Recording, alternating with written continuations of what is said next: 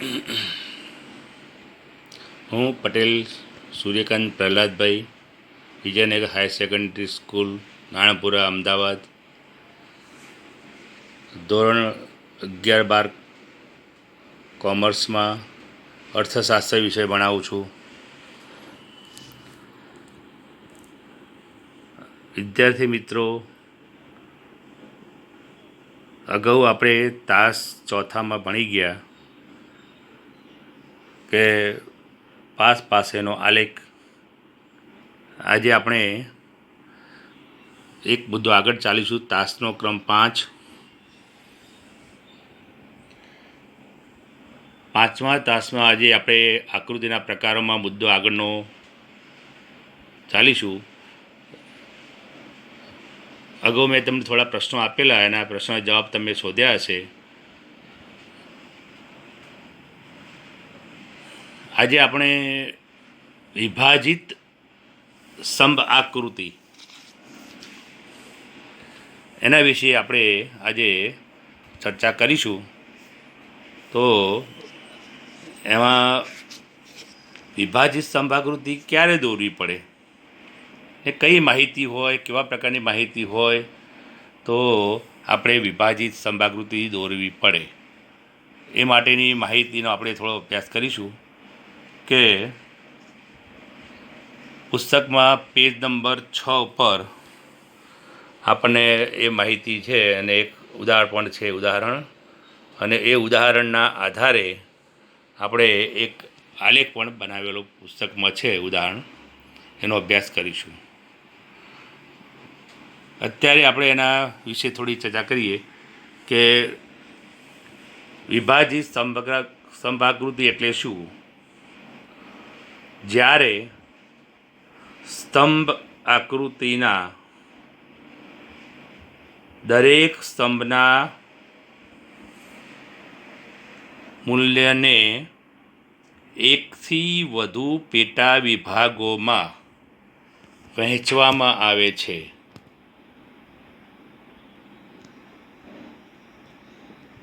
સ્તંભના પેટા વિભાગને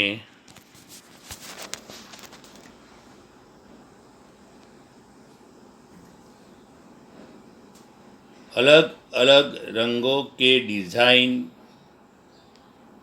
के शेडથી આકર્ષક બનાવાય છે. દરેક વિભાગ જે આંક દર્શાવે છે તે તેમાં લખવામાં આવે છે. એક્સ ધરી પર સ્વતંત્ર ચલો એટલે કે વર્ષ, માસ, દેશનું નામ દર્શાવાય છે. તો વાય ધરી પર ચલ રાશિ, એમાં વસ્તુની માંગ, કિંમત, વેચાણ અને પુરવઠો જેવી વિગતો દર્શાવવામાં આવે છે. આમ જે માહિતી હોય એના કુલ સરવાળા એટલે કે 100માંથી ચલના મૂલ્યને દર્શાવાય છે. એ અંગેનું પુસ્તકમાં આપણે પેજ નંબર 6 પર એક ઉદાહરણ છે, એનો આપણે અભ્યાસ કરીશું.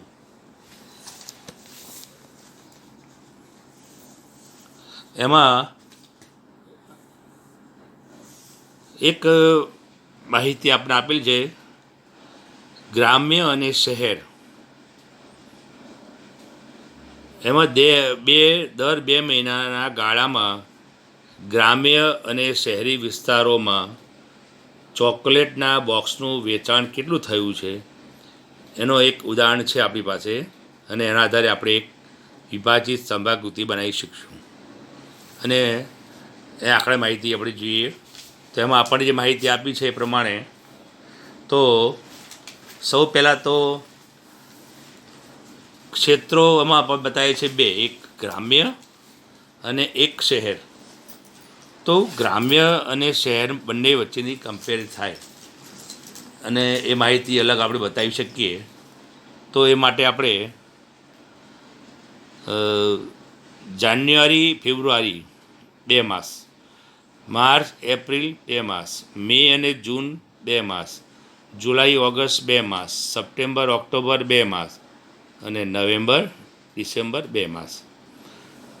ગ્રામ્યમાં જાન્યુઆરી ફેબ્રુઆરીમાં 30 ચોકલેટના બોક્સનું વેચાણ, માર્ચમાં 35, મે જૂનમાં 40, જુલાઈમાં 20, સપ્ટેમ્બર ઓક્ટોબરમાં 35 અને નવેમ્બર ડિસેમ્બરમાં 40.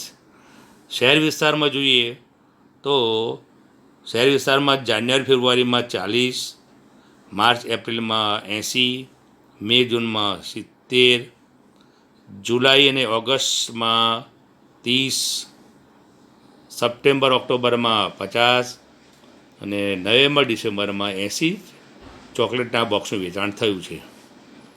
આમ આપણે જોઈએ તો મહિના વાઇઝ જોઈએ તો ભારતમાં કુલ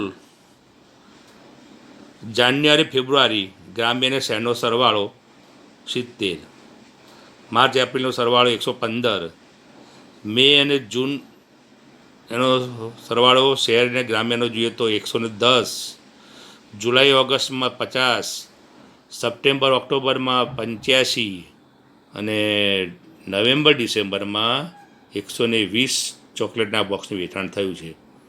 આ માહિતીને આપણે આલેખ પોથી હોય તેમાં આલેખમાં બતાવી શકીએ આપણે, અને એ અંગેની માહિતી આપણે સરસ મજાનો આલેખ વિભાજિત સંભાકૃતિ બની શકે, કારણ કે કુલમાંથી 2 ભાગ છે, એમાંથી બંનેમાં જુઓ તમે તો એના આધારે આપણે સ્તંભ બનાવીશું.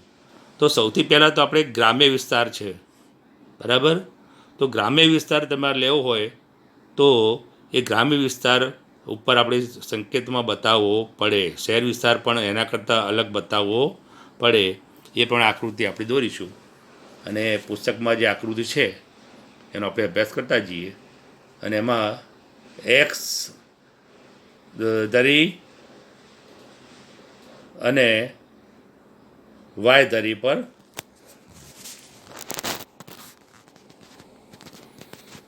એક્સ ધરી પર શું બતાવીશું તો એક્સ ધરી પર સમયગાળો જે હોય, વર્ષ, માસ, દિવસો, એનો જે સ્વતંત્ર ચલ, એમાં January February, March April, May June, July August, September October, November અને ડિસેમ્બર માસ બતાવ્યા. જ્યારે વાય ધરી પર વેચાણના જે ચોકલેટના બોક્સનું વેચાણ થયું છે ને એના એકમોમાં આપણે બતાવીશું, એમ બતાવી શકાય. તો સૌથી પહેલાં તો એક્સ ધરી પર આપણે માસ, વાય ધરી પર વેચાણના એકમો. હવે વેચાણના એકમો સૌથી વધારે કેટલા છે તો આપણે કહી શકીએ આપણે ટોટલ સૌથી વધારે 120 છે ભારતમાં, 40 અને 80, 120, બાકીના બધા એનાથી ઓછા છે. એટલે આપણે સૌથી મોટો આંક 120નો આવે એ રીતનો આપણે આલેખની અંદર સ્કેલ માપ લેવું પડે વાય ધરી પર. તો આપણે દરેકના એક એકમ બરાબર 20 બતાવીએ તો 20, 40, 60, 80, 100, 120, 140. એટલે આપણે સૌથી વધારે આંક છે એ આપણે નવેમ્બર ડિસેમ્બરનો છે. તો નવેમ્બર ડિસેમ્બરનો આંક ટોટલ 120 બતાવી શકાય, એટલે આપણે આલેખ બની શકાય. હવે એક એક કિંમત મૂકતા જઈએ આપણે. તો ગ્રામ્ય વિસ્તારમાં જાન્યુઆરી ફેબ્રુઆરીમાં 30, તો 0 થી 30, માર્ચ એપ્રિલમાં 35, તો 35, મે જૂનમાં એ પ્રમાણે મૂકતા આપણે જઈએ આપણે તો ગ્રામ્ય વિસ્તારની માહિતી નીચે જોઈ શકાય. એને આપણે બ્લેક કલરથી બતાવ્યું છે, ને એટલા માટે નીચેનો જે ભાગ છે એ આપણે સૌથી પહેલાં ઉપર બતાવ્યો ગ્રામ્ય વિસ્તારમાં વેચાણ. સ્કેલ માપ તરીકે આપણે એને બતાવવું પડે ચિત્રમાં. અને ઉપર જે છે એ ભાગ શહેર વિસ્તારનો, તો શહેરનો જે વિસ્તાર છે એને આપણી ડિઝાઇન અલગ બતાવી છે, અને એનો પણ સંકેતમાં ઉપર આપણે બતાવીએ જે વેચાણ શહેરી વિસ્તારનું, એની ડિઝાઇન આપણે ક્રોસ કરતા જઈએ. આ પ્રકારનો આલેખ બની શકે સરસ મજાનો. એટલે આ એક આલેખ, એના મદદથી આપણે વિશ્લેષણનું પણ કાર્ય કરી શકીએ કે ભાઈ કયા મહિનામાં કેટલું વેચાણ વધ્યું, કેટલું ઘટ્યું, એનો પણ બનાવી શકાય. એટલે વિશ્લેષણ પણ 2.5 માર્ક્સનું પૂછાય તો લખી શકો તમે. આ એક તમને હું હોમવર્ક તરીકે આપું છું, તો તૈયાર કરજો. અને બીજો એક તમને એક કાલ્પનિક ઉદાહરણ હું તમને આપું છું, જે કે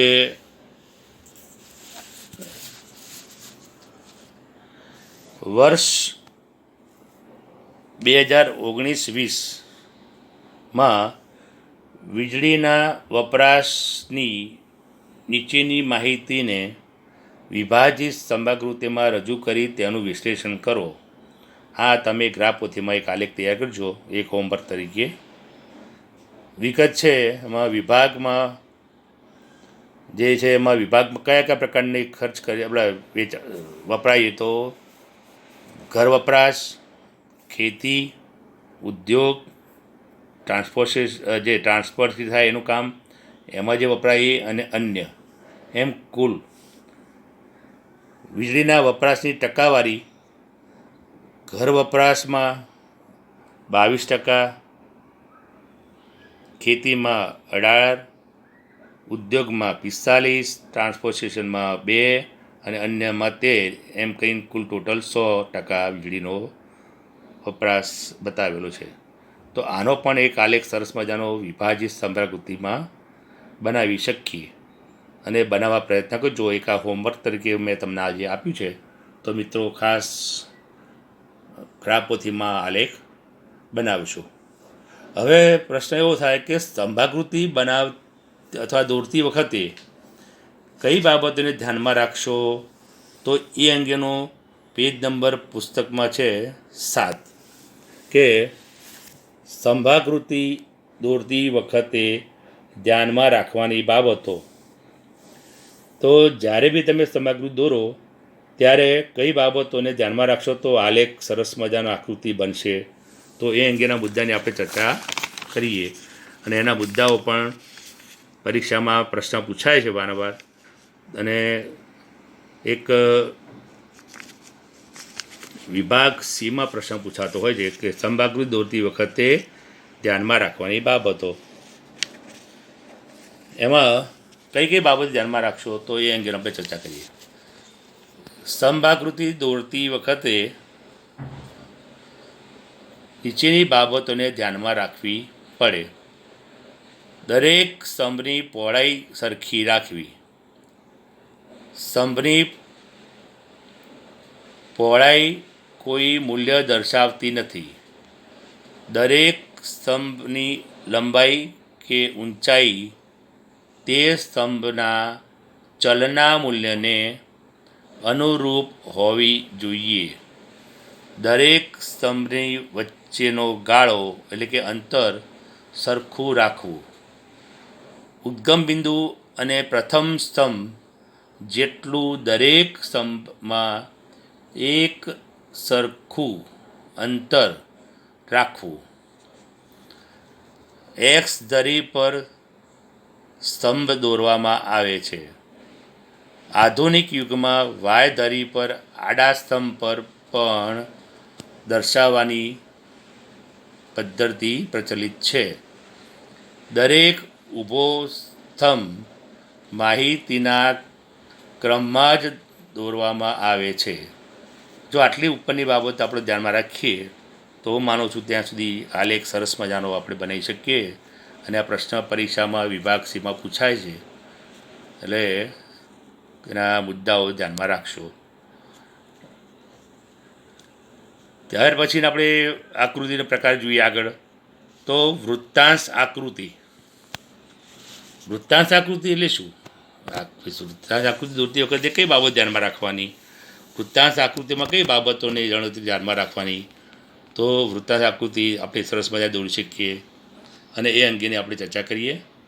તો કોઈ ચલની કુલ માહિતીના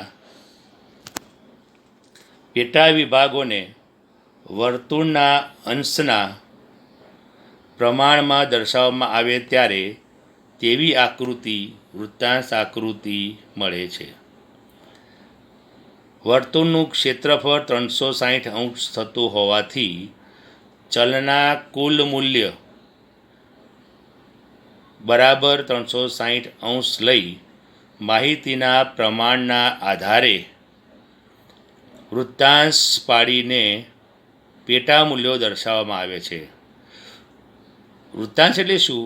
તો વૃત્તાંશ એટલે વર્તુળનો અંશ. હવે વૃત્તાંશ શોધવા માટેનું સૂત્ર ખરું? તો એને આપણે કહી શકીએ કે એનું સૂત્ર ધ્યાનમાં રાખજો ખાસ, કે વૃત્તાંશ એટલે વૃત્તાંશ બરાબર પેટા મૂલ્ય છેદમાં કુલ મૂલ્ય ગુણ્યા 360 અંશ. અંશ લખવું પડે. વૃત્તાંશ આકૃતિ જ્યારે દોરતા હોય ત્યારે ઉપર એની ગણતરી ફરજિયાત બતાવવી પડે છે અને એનું મૂલ્ય શોધવું પડે છે. ગણતરી બતાવવી જરૂરી છે, તેના પણ માર્ક્સ મળે છે. એટલે વૃત્તાંશ આકૃતિ દોરતા હોય ત્યારે તમે કઈ બાબતો ધ્યાનમાં રાખશો એ પણ મુદ્દો પરીક્ષામાં પૂછાય, તો એ પણ વિભાગ સીમાં પૂછાય છે. તો વૃત્તાંશ આકૃતિ દોરતી વખતે ધ્યાનમાં રાખવાની બાબતો જણાવો. એમાં કઈ બાબત લખવાની? તો પહેલું, વૃત્તાંશ આકૃતિમાં કુલ માહિતી બરાબર 360 અંશ લેવામાં આવે છે. માહિતીના દરેક પેટા વિભાગના મૂલ્યના આધારે તેનો વૃત્તાંશ શોધવામાં આવે છે. બધા પેટા વિભાગોનો સરવાળો 360 અંશ થવો જ જોઈએ. જો ન થાય તો સમજવાનું કે ક્યાંક ગણતરીમાં આપણી ભૂલ થઈ ગઈ છે. એટલે આ ખાસ ચેક કરી લેવાનું કે ટોટલ સરવાળો 360 અંશ થવો જોઈએ અને પછી આકૃતિ દોરવાની. બે સમયગાળા કે બે પ્રદેશોની સરખામણી માટે કુલ મૂલ્યને આધારે વર્તુળ દોરી બે વૃત્તાંશ આકૃતિઓ ક્રમમાં બાજુમાં દોરવામાં આવે છે. આપણે પુસ્તકની અંદર પેજ નંબર 8 ઉપર જોઈએ તો એને આપણને ખ્યાલ આવશે કે કયા પ્રકારનો આપણે આલેખ બનાવી શકીએ. એક ઉદાહરણ પુસ્તકમાં છે. તો મિત્રો, પુસ્તકમાં પેજ નંબર 8 એમાં એક કાલ્પનિક ઉદાહરણ છે અને એની માહિતી છે, એને આલેખ બનાવેલો છે જે એ આપણે એનો અભ્યાસ કરીએ. તો અહીંયા આપણે ઉદાહરણ તરીકે આપ્યું છે કે જુદી જુદી વસ્તુઓ પાછળ એક વિદ્યાર્થી દ્વારા વપરાતા તેના ખીચાના ખર્ચની ટકાવારી વૃત્તાંશ આકૃતિમાં બતાવી. તેમાં વિદ્યાર્થીનો ખર્ચ કયો થાય? ખીચાનો ખર્ચ તો આપણે જાણતા હોઈએ છીએ કે ભાઈ ચલો એની વિગત આપી છે આપણે.